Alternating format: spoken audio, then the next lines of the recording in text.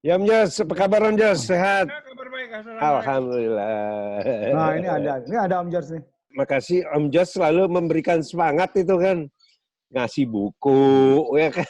Itu kan kayak gitu-gitu kan. Waduh itu beban itu. Harus baca kan, Ya, mau nggak mau kan. pikiran gue ya, Ya. gue gini. Kalau ilmu itu bisa kita bagi, kenapa enggak gitu? Ya benar.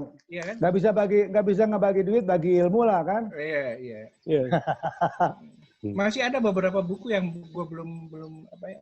Tapi kalau menurut gue kita lebih kepada fokus kepada etos dan etika ya. Kan ada etos, etika, attitude. Nah itu kalau kita bicara masalah teknis, wah itu nyebrangnya kejauhan.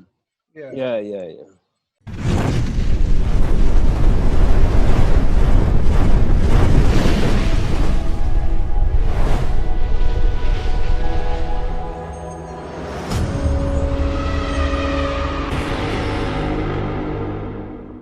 Gini, banyak sekali ya teman-teman yang berangkatnya tuh dari pemahaman bahwa mereka itu editor. Ya, editor yang berangkatnya itu dari karena dia menguasai software. Gitu.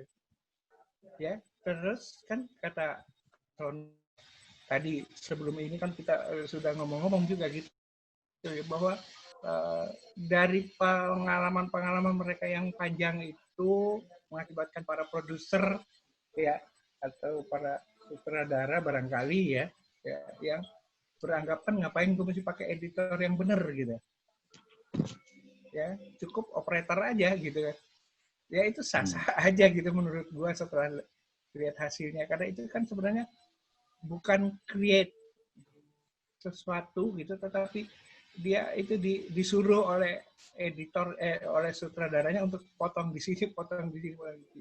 Nah, itu gitu. Memang saya tahu bahwa ada yang namanya cinematic vision ya. Cinematic vision seorang sutradara itu kan tidak pernah diam. Dia bukan gambar diam tapi dia itu bergerak di dalam otaknya si kreator itu di dalam hal ini si sutradara itu yang memungkinkan dia bilang bahwa kamu harus motong di sini. Makanya Karsono bilang, gue kadang-kadang tuh sebel sama sutradara yang iya gitu ya. Ya, tapi kan tuh potong di sini itu Karsono nggak suka gitu. Iya, memang nggak begitu cara kerjanya. Iya, begitu caranya kan gitu. Ngapain ada SKKNI. Oh. Nah, gitu. Kan gini, Om Jod, kalau misalnya editor itu kan haknya ada hartanya itu satu-satu cutting point, Om Jod. Iya. Beda editor, beda cutting point, beda karakter editornya, beda cutting point. Kalau ada orang yang lamban yang kelihatan dari cutting point. Iya. Kurang lebih begitu. Itu juga tergantung kepada sutradara dia menyiapkan itu apa tidak gitu. Dan ada sutradara yang menyiapkan misalnya shot 1, nah shot 2-nya itu dia ambil bagian ending daripada shot 1 itu diomongin dulu baru ke shot 2-nya gitu. Jadi kita mau potong di mana aja itu bisa gitu. Ya kan? Nah, itu ada sutradara yang begitu. Tapi ada yang udah dipotong-potong duluan. Iya, gitu. Sehingga akhirnya si editornya tidak bisa berbuat apa-apa kan gitu. Ya iya, itu zamannya 75 Ken satu film itu kan begitu udah menghemat maksudnya dia udah dipotong-potong sama dia. Gitu. Kalau ketemu sutradara yang baik hati, ya yang mau kolaborasi ya sutradara senior justru itu baik. Nah, makanya gue kalau kemarin Om Jo tanya lu kenapa lu pindah ke editing padahal ke pensutradaraan. Padahal kan gue lihat lu editingnya udah oke lah kurang lebih begitu. Ya alasannya satu gak ketemu lagi lawan tangguh nih Om George, saudara yang mau menyiapkan cinematic shot ya production shot yang menantang yang bisa bikin gue berkreasi. Yang kedua yang tadi Om George juga bilang bahwa tiba-tiba PH beli alat karena murah, ya kan beli alat editing sendiri karena udah era digital, lalu ngapain juga mempekerjakan editor beneran, gitu loh. Mendingan gue gaji operator deh katanya kan murah urusan editing ntar sama saudaranya. Pola pikirnya begitu ya gue malas juga nih ngapain juga gue masuk ke situasi yang kayak gitu ya kan. Masa gue daftar jadi operator nanti di perusahaan. Ya nanti akan begitu. Kurang lebih gitu. Meskipun di penyutradaraan juga belum pol-pol banget, tapi pengalaman menarik juga. Om George ini dari editor ke DOP kenapa? Pasti ada alasan. Iya, karena gue kan lo mulai dengar dulu, gue punya dua profesi itu. Jadi bukan memulainya dari editing, bukan? Dua-duanya sekaligus. Bareng. Dan pada saat itu kan gue kerja sama Om Tan ya. Om Tan kameramen, Om Tan juga editor. Om Tan juga editor gitu. Jadi habis kerja kamera kan editing. Itu proses itu gue ikuti terus dari tahun berapa ya? 76. Dari tahun 76 gue mulai. Gue masih kuliah tuh, tuh. Ya itu gue udah kerja gitu. Jadi dari tahun 76 sampai tahun 81, 5 tahun ya. 5 tahun itu gue jadi asisten kamera sama sekalian jadi asisten editor. Ya kan? Nah, pada saat tahun 81 itu 1981 ya. Itu gue bisa jadi kameramen ya di film Slamet ya. Kalian jadi editor gitu karena memenuhi syarat pada saat itu KFT memenuhi syarat untuk jadi karena udah 5 kali menjadi asisten editor, 5 kali menjadi asisten kameramen, maka kalau gue direkomendasi oleh kameramen senior minimal 3 terus ada sutradara yang mau dan produser setuju, ya itu bisa jadi kameramen, bisa jadi editor. Profesinya dua nih berarti. Dua profesi pada saat itu. Kemudian kartunya satu. Isinya dua. Tapi pengakuannya dua. Pengakuan dua. Terus pada tahun berapa gue lupa lagi itu. Itu di dalam kongres KFT pada saat itu mereka memutuskan gitu. Lalu lu mesti pilih gitu. Jadi kameramen apa jadi editor. Nah, pada saat itu yang punya profesi sebagai kameramen sama editor itu kita cuma 3 orang. Ya, yaitu Tantra Suryadi, kemudian adiknya Chong, sama saya. Yang muda itu saya. Nah, tanpa ada kesepakatan bersama, ya, itu 3-tiganya memilih untuk jadi kameramen. Gitu. Jadi kita melepas itu editing itu kita lepas gitu. Itu begitu ceritanya. Kalau ditanya itu Om Jor, itu pernah dapat penghargaan di editing belum? Udah. Nah, itu nggak ilegal. Editing, jadi gini, tahun 81 saya dapat penghargaan pertama kali saya. Itu profesinya udah apa? Dua-duanya. Waduh, ilegal dong. Hah? Ilegal yang editing. Enggak, ini sah kok. Gitu. Diakui oleh KFT kok. Gitu. Iya. Jadi tahun 1981 pertama kali saya jadi editor dapat piala. Ya. Yang kedua itu tahun 81. 83 itu Norman Benny yang dapat. Ya, 81, 82, 83 itu saya dapat lagi. Gue baru lulus kuliah tuh. Oke. 84 saya dapat lagi. Ya, itu sebagai editor. Nah, 84 ini harus milih gitu. Karena biasanya yang dapat di editing itu selain Om Tan masuk dominasi, menang gitu. Itu saya sama Om Tan itu selalu ada gitu. Ya mungkin pada saat itu mereka mikir ini orang-orang barangkali ya, pikiran gua aja.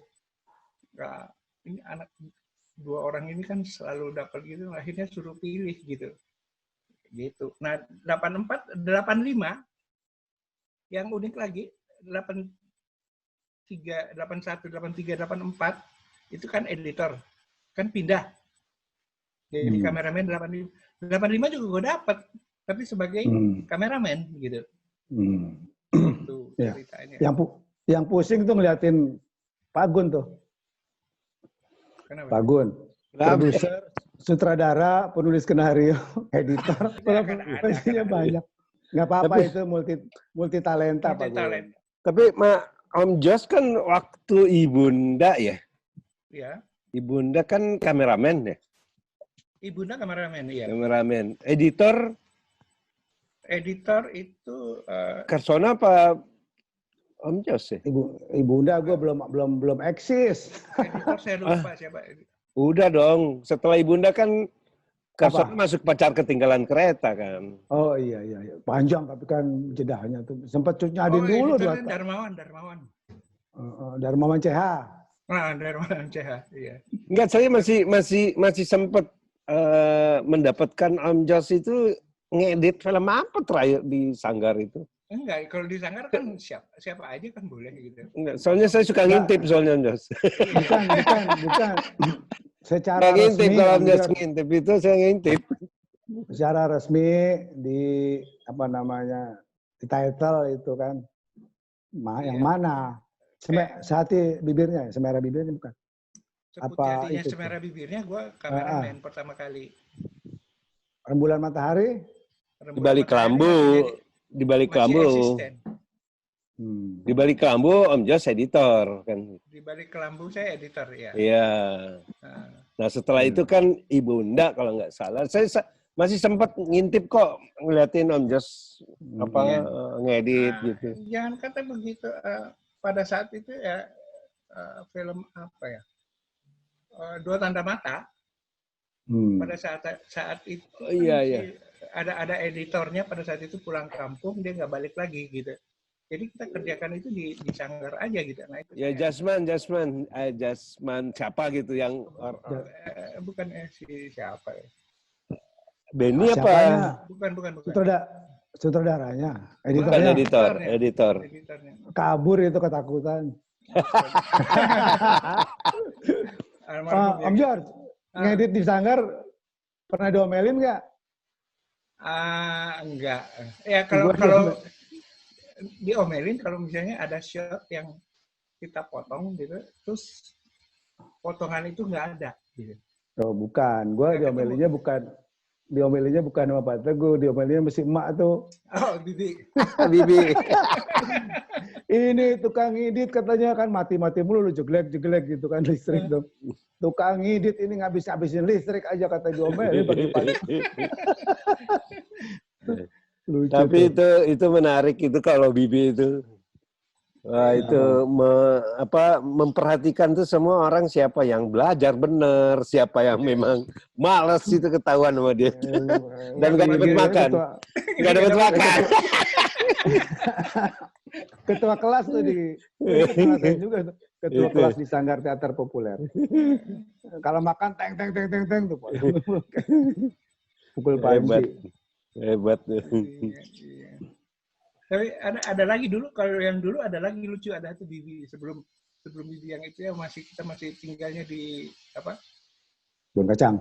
Bukan, sebelum kebun kacang. Di Wisma Karya atau apa Perumahan HI ya. Itu Bibinya lucu gitu. Kan dia disuruh beli sabun Lux. Ya kan? Dia suruh beli sabun apa gitu, tapi dia beli sabun Lux gitu. Nah, kan dimarahin sama Pak Teguh kan. Terus dia bilang gini, Pak, itu 9 dari 10 bintang film pakai sabun itu katanya. Iklannya kan begitu, 9 dari 10 bintang film pakai itu. Dia ngomong gini, itu lo tau nggak di sini yang bikin bintang film katanya gitu. Tapi nggak salah, itu bener dia ngomong sama orang film. Alasannya bagus juga itu. Ngomongnya sama orang film. Lupa gue. Oh, bukan Bu On ya, bukan ya? Bukan Bu On. Bukan, sebelumnya. Iya, sebelumnya. Siapa tuh? Tapi ya menarik sih memang. Gitu. Itu ya pengalaman di sana. Nah, terus kalau Pak Gun kenapa tuh kok begitu nguasain macam-macam profesi? Ya tuntutan aja sih Bu, sebetulnya akhirnya pengen tahu kan gitu. Dia juga ngedit bisa kok dia. Ya karena orang ngabisin komputer berapa kali dibongkar tuh habis tuh. Bukan itu, edit film. Iya, awalnya kan tuntutan ininya bahwa setiap, kalau saya sih selalu berpikir setiap pekerjaan itu nggak boleh terbengkalai, harus selesai gitu. Itu aja sih prinsipnya kan itu, sehingga ya kadang-kadang kan di kita kan suka begitu kan. Iya, iya. Ya kan, jadi mau nggak mau kita dituntut untuk, wah ini gue harus tahu, supaya Itu nggak stop gitu, karena kan masalah tanggung jawab kan sebetulnya. itu kecenderungannya juga ada sekarang ya. Itu kalau menurut profesi bagaimana itu komennya? Oh justru dibutuhkan sekarang Bu. Multitask itu kan, multitask itu dibutuhkan, nggak bisa enggak. Gitu, karena kita harus cepat respon kan, merespon sesuatu yang nggak bisa kadang-kadang ya kita harus menangani sesuatu yang memang karena tuntutan waktunya apa. Makanya kan sekarang ya multitask itu dibutuhkan. Artinya paling tidak memahami lah gitu ya. Paling tidak memahami, mungkin tidak ahli tapi memahami gitu. Itu kalau enggak repot itu. Nah, mungkin Om Jas tuh bisa cerita tuh bagaimana di Sanggar kita harus memahami semua. Mungkin itu kali Om Jas ya. Karena begini, kita ada di dalam satu lingkungan yang boleh dikatakan itu kayak paguyuban gitu ya, boleh dibilang begitu. Jadi semua orang itu bisa, jadi misalnya di dalam sebuah produksi film, misalnya dalam Pak Teguh pada saat dia menulis, sebelum dia menulis, dia ceritakan dulu gitu ceritanya. Jadi semua kita itu duduk, terus dia cerita begini, sambil dia nyanyi versi dia ya. Walaupun nanti di filmnya dia nggak segitu, tapi dia lakukan itu. Jadi kita semua tahu, kadang-kadang kita dengar kayak gitu, kita udah siapin juga propertinya yang ini mesti cari, oh di rumah si Anu ini ada properti yang ngomongin gitu. Terus di rumah ini bisa dipakai gitu misalnya. Itu begitu. Jadi proses itu berjalan terus gitu. Sampai pada saat kita produksi, kemudian pada saat produksi juga, misalnya contohnya, misalnya minta maaf ya, minta contoh ke saya ya. Saya di film pertama itu saya jadi asisten unit. Di film apa, Cinta Pertama. Pertama kali saya masuk ke film itu Cinta Pertama ya. Itu saya jadi asisten unit itu tahun 72. Itu masih SMA ya? Oh iya. Masih SD, Saya masih SMP tahun 70. Nah itu. Ya bener tahun 70 gue ini loh, 70 masih SMP juga Pak gue. SMP kelas 3 gitu. 72, nah ya terus. Nah setelah itu ya di film yang berikut saya kerja unit itu capek juga gitu, karena pada saat itu di Sanggar kan belum ada lampu listrik ya. Kita kerjanya, saya asistennya Hengki, Om Hengki, ya, Hengki unit manajernya. Nah, jadi saya harus ngumpulin bon, menghitung bon itu pakai lampu teplok, ya. Jadi saya pikir ngapain kan mesti kayak begini terus gitu ya kan. Gitu, akhirnya di film yang berikut lagi gitu, saya jadi apa ya, asisten property man, ya, property man. Terus setelah itu bisa jadi asisten art director, ya. Itu di Sanggar prosesnya saya begitu gitu, macam-macam profesi saya jalanin terus gitu. Akhirnya berminat setelah lihat itu, di film ini enak juga editing, bisa jadi kamera gitu kayak Om Tan gitu ya. Karena selalu filmnya itu Om Tan yang ngedit ya gitu. Dan kita ada sama-sama pada saat Om Tan ngedit itu, walaupun bukan bahagian daripada pekerjaan kita, tetapi kita ikut sama-sama ke rumahnya itu untuk lihat cara kerja dia gitu. Oh menarik juga gitu. Makanya 5 tahun saya jadi asisten editor, itu kerjaan saya itu duduk di bawah, di lantai, menunggu buangan daripada potongan film. Ya, itu 5 tahun loh. Potongan film yang akhirnya kita harus kumpulin, terus digulung-gulung lagi gitu. Sesuai scene-nya yang itu 5 masukin tahun amplop. Enggak pakai amplop gitu. Ya, itu di situ. Nah, itu 5 tahun. Pakai kaleng gitu. Iya, pakai kaleng. Dan itu belum boleh pegang alat. Alat editingnya belum boleh pegang. Tahun keempat baru saya boleh pegang. Baru mencoba, dia bilang coba kamu ngedit yang ini ya. Itu film filmnya Bobby, film apa itu? ini mencari cinta. Arjuna mencari cinta. Ya lucunya Arjuna mencari cinta itu pada saat itu kan Deppen ikut menyensor judul. Buku aslinya itu, cerita aslinya judulnya Arjuna Mencari Cinta. Nah, di dalam surat itu katanya kalau pakai Arjuna itu menghina atau komunitas wayang gitu. Jadi akhirnya nggak boleh pakai nama Arjuna Mencari Cinta, tapi cukup pakai Mencari Cinta aja gitu. Bener. Kacau, dulu kacau ya. Ya bukan kacau, tapi ya emang begitulah tuntutannya pada saat itu. Pada takut. Sekarang boleh kita bilang kacau gitu ya. Belum demokrasi sih. Tapi pada saat itu tuh begitu gitu. Itu. Terus Om Jas, nih saya mau nanya nih Om Jas. Saya kan Om Jas tuh suka kirim foto. Ada foto yang menarik buat saya. Ada foto pada saat saya pegang klep. Terus pakai ya sama Ayu tuh. Itu kan Om Jas paling cerewet dulu itu. Kalau nggak nempel nggak mau gitu. Iya, karena begini ya. Nempel itu harus di mata. Fokusnya itu harus di mata gitu. Kalau gambar kan yang dibilang fokus itu kan di mata. Gitu. Jadi mau dibesarin seperti apa juga mata itu akan tetap fokus gitu. Iya. Itu prinsipnya ke situ. Gitu. Nah itu sekarang itu gimana ya? Sekarang kan teknologinya beda. Ya. Ada alat-alat yang bisa menunjang kita untuk menentukan titik fokus yang sebenarnya. Ya kan? Itu kalau misalnya lensanya benar. Ya. Pada saat itu lensa nggak pernah dikalibrasi loh. Jadi yang namanya fokus itu harus dari viewfinder. Sebab kalau kita bilang jaraknya 5 meter, kita pasang di mana? Pakai meteran ya Om? Ya akhirnya pakai meteran ya. Iya. Kan gini ya. Nah, ini gua ada nih. Bagus suaranya nggak kegedean. Nah, kegedean enggak ya? Gua kecilin dikit. Ya. Misalnya kita pasang di 5 meter di sini, ya, itu ternyata tidak fokus, gitu. Jadi susah gitu kalau kita mau apa? Yang benar karena tidak pernah dikalibrasi. Kalau sekarang kan semuanya gampang, teknologi memungkinkan kita untuk melakukan itu. Tetapi ada satu hal yang sangat sangat disesalkan, yaitu bahwa banyak sekali diantaranya film yang apabila diputar di layar lebar, dia out focus. Iya. Ya kan banyak ya. Ya banyak. Karena dia menggunakan autofocus.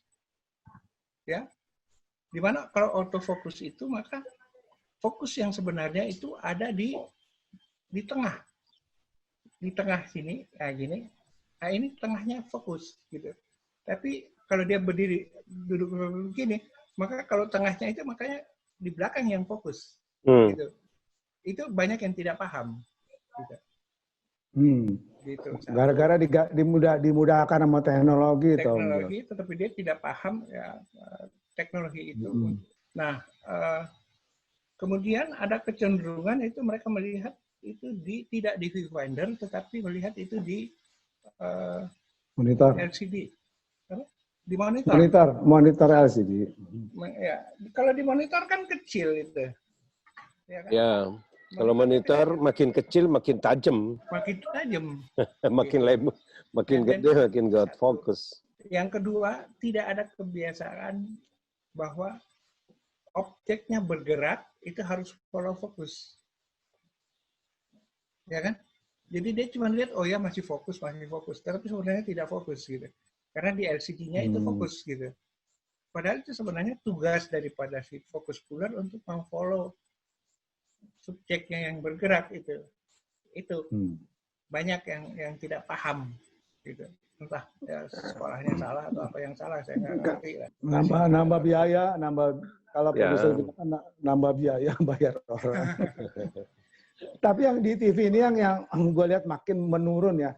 pencatat skrip tuh Om George. Oh ya, Pencatat kualitasnya ya. skrip, di kualitasnya dan etosnya dan sistemnya berantakan betul. Memang Jadi saya nggak tahu itu di sinetron TV ya, atau di TV, di TV lah, jangan sinetron di kita TV. bilang Kalau kembali. di TV-nya itu nggak ada. Di sistem itu, Sistem itu nggak ada. Ya, iya karena tapi yang mendasar sebetulnya kalau ada NG itu nggak pernah ditulis kenapa NG, atau klep tiba-tiba dia slit itu dipukul gitu di luar frame. Ini gue bilang gila apa sih lama-lama nih nggak bikin catatan dialognya apa karena merasa mungkin udah terekam ya ngapain lagi gue bikin nggak kayak zaman dulu kita ya pakai. karena sistem editing di sana juga beda kan.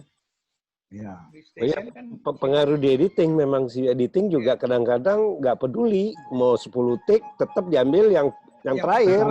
Pertama. Yang terakhir. Yang Nah itu terakhir. juga nih kalau mau ngomongin editing tidak ada combine nih. Ya ngomongin masalah ritual kerja, etos kerja di praproduksi, pasca produksi ya di editing terutama bahwa karena nggak tahu karena sistem produksinya juga udah ruwet begitu, jadi ada status operator di sini asisten, ada editor, ada supervisor ya kan? Iya. Ya banyak itu profesi itu. Akan tetapi ada proses yang hilang, yaitu kewajiban editor menonton raskopi itu nggak ada lagi.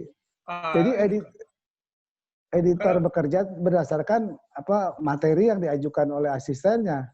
Nah itu ngejengkelin juga nih gue kalau sebagai sutradara kita bikin shot banyak-banyak macam-macam tapi yang dipakai cuma segitu aja, spot sedikit aja gitu loh. Dan itu bisa jadi fitnah karena bisa dibilang nanti wah ini sutradara males. Gitu. Saya pernah gini ya. Saya teman-temannya di TV itu pada saat mereka pergi syuting, pulang syuting itu saya ngontrol semua. Jadi hasil mereka hasil mereka syuting itu saya tonton semuanya. Jadi pada saat pernah satu kali di jam 4 pagi ya, jam 3 jam 4 pagi, saya bilang saya perlu shot yang Kapolri ngomong. Di mana shot itu? Mereka bilang nggak ada gitu. Saya bilang gimana kamu bilang nggak ada gitu. Coba cari di kantor. Padahal jarak ke kantornya itu kira-kira 10 kilo. Ya kan, dari tempat editing kita itu. Mereka cari, mereka balik, itu bilang nggak ada. Nah, sementara yang mereka balik, saya kan tahu materi itu ada di mana, karena saya punya catatan. Ya kan? Saya bilang, ini ada di sini. Gini. Oh iya, gitu. Fungsi kontrol ini yang perlu. Gitu. Dari misalnya, entah supervisor atau chief editornya atau apa gitu. Ya, kalau mestinya udah otomatis itu self control itu otomatis, udah etos kan ya. Iya, itu kan enggak masa ditongkrongin sama ini apa namanya orang lain buat kantor. Iya, artinya ya kamu boleh bilang lucu tapi ya itu fungsi dan pekerjaan pada saat itu begitu. Kewajiban kan job description-nya di sana gitu. Gitu. Ya ini memang tadi Bu Adi ngomongin soal etos itu juga memang menjadi problem ya. Karena semuanya akhirnya mempengaruhi ke sistem kerja apa segala macam dan yang paling celaka itu dianggap itu benar. Ya, itu celaka itu. Karena jadi kebiasaan kan. Ya, betul. Ya, kalau kita kaitkan sama SKKNI itu bisa jadi masalah itu. Iya. Nggak standar kerjanya ya kan. Makanya bagaimana mengontrolnya itu kan susah juga kan. Iya, betul. Jadi memang ya itu. Nah ini persoalannya memang di apa ya? Di sistem produksi untuk konten-konten televisi khususnya memang karena waktu produksi ya. Ya. Mulai dari perannya itu tidak sesuai dengan urutan-urutan yang sebenarnya apa yang harus dilakukan. Terus produksinya, posnya gitu kan, itu kan persoalan memang sih. Nah itu kemana kita harus ini tuh mengadu kalau boleh mengadu. Bukan memang sebetulnya membenahi. kuncinya di SKKNI sebetulnya standarisasi itu.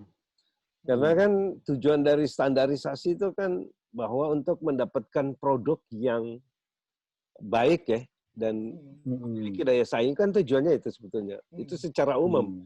Jadi kan ada dua standarisasi produknya dan standarisasi orangnya kan gitu.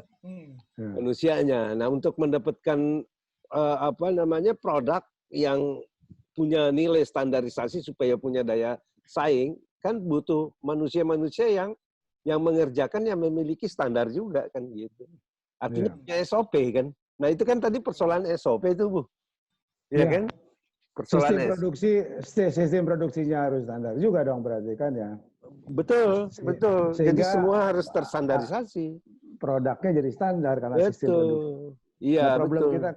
Problem kita kan karena kondisi produksi terutama di TV itu nggak kondusif ya.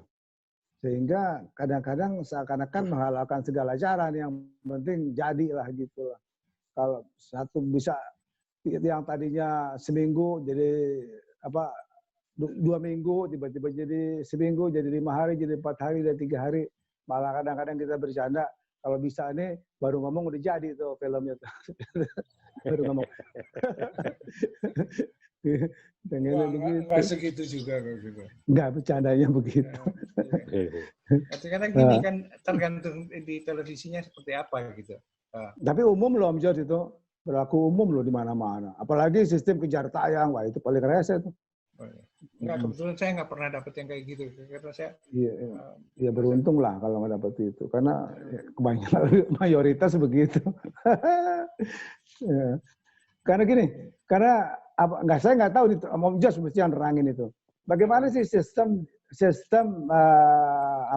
di televisi itu transaksionalnya gimana transaksi? Transaksi antara iklan ya, pemasang iklan, TV dan produser. Kenapa kok tiba-tiba enggak produser itu kan dengan marketing. Ada PH. Ada intervensi dari TV dari produser ke TV, dari TV ke produser gitu. Jadi pemegang produk ke produser ada kayak gitu-gitu. Oh enggak. Dari pemegang produk ke TV. Kecuali kalau misalnya built-in ya. Built-in produk di dalam film itu pasti ada keterlibatan mereka gitu. Oh iya, built-in itu udah pasti. Kalau built-in pasti, tapi kalau misalnya yang biasa-biasa aja enggak. Iya. Itu balik ke marketing punya urusan gitu. Iya, dan itu mereka lihat dari apa ya? Apa sih namanya? CPRP atau ini? Cost per unit gitu. Halo? Ya, halo. Apa halo? Iya. Ya. Sampai menentukan peran utama aja kadang-kadang orderan tuh Om George. Gimana tuh Om George? Apa? Peran utama pemain yang rekrut pemain itu ada. Ya di film juga kan begitu dulu. Ada intervensi. Dulu di film begitu. Di film juga pernah ada yang seperti itu. Itu hukum ekonomi, Bu. Ya. Oh gitu ya? Ya, hukum ekonomi itu. Kalau dulu kan di film itu kan ada, kalau sekarang hubungannya kan langsung. Kalau dulu kan melalui broker.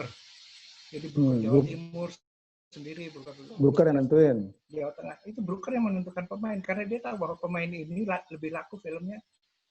Kalau di kota dia, kalau si A itu yang main gitu. Itu terjadi. Iya, itu bisa dimaklumi, tapi juga bisa tidak dimaklumi karena pernah terjadi bahwa seorang saudara yang menulis skenario itu menulis karena tokohnya A misalnya, jadi dia tulis berdasarkan karakter. Tiba-tiba produsernya minta ganti pemain karena dianggap kurang komersial. Ya terpaksa dia merubah skenario, merubah ceritanya. Kurang lebih begitu, ada terjadi dan saya alami, saya melihat gitu. Nggak tahu deh. Saya nggak pernah ngalamin kayak gitu. Ya, ini bukan saya melihat itu terjadi saya nggak ngalamin kayak gitu.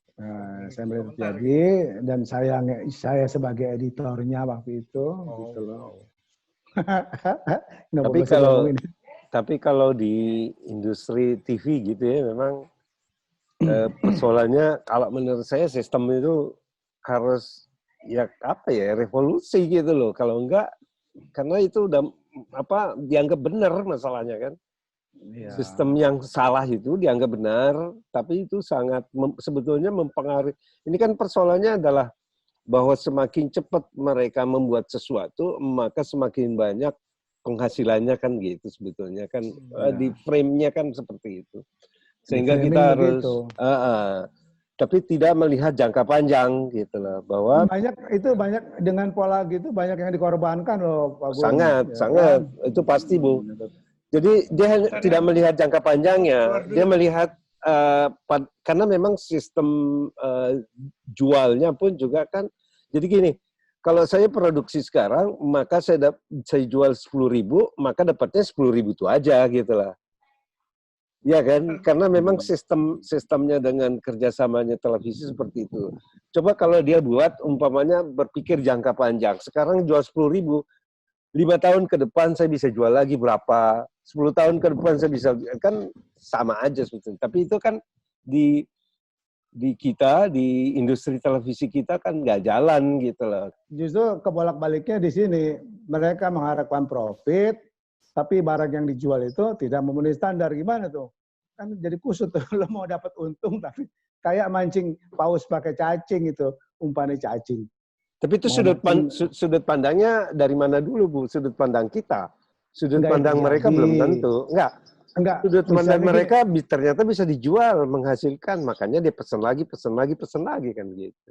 Iya kan ada, tapi kan tidak menyeluruh. Ada misalnya tayangan-tayangan sebetulnya memang disiapkan untuk bagus, disiapkan untuk bermanfaat gitu, kurang lebih gitu. Contohnya banyak kok. Ada misalnya kayak para pencari Tuhan yang ada di Misbar. Saya kira bukan termasuk sistem produksi yang berantakan kayak gitu ya kan. Mereka bikin aja.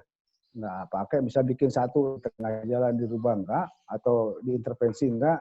Nah, itu kan ada, artinya pernah dibikin gitu loh. Bahwa mereka menyiapkan bikin. Bu, balik ke yang kemarin Bu Adi Japri ke saya, kita ngomongin. Nah, apa tuh? Persoalan film itu mau dia produk ekonomi atau produk budaya.